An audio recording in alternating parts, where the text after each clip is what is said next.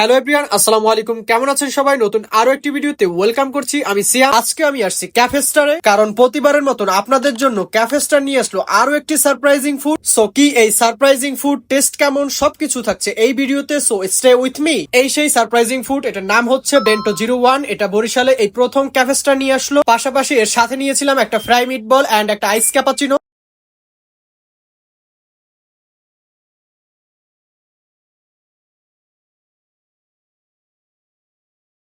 প্রথমে আমরা জেনে নেই এই বেন্টো 1 ফুডটাতে কি কি আইটেম ইনক্লুডেড আছে। এটাতে রয়েছে 2 piece fish finger, 2 piece barbecue chicken, 2 piece boil dumpling মানে ওয়ান কাইন্ড অফ মোমো, রয়েছে 2 piece prawn fry and onion rings, আরো রয়েছে শেফ স্পেশাল রামসাম rice, teriyaki chicken and French fry. এটার প্রাইস হচ্ছে 520 টাকা। এটার পরিমাণটা খুবই ভালো। এটা একটা নিলে আপনারা ইজিলি দুজন খেতে পারবেন।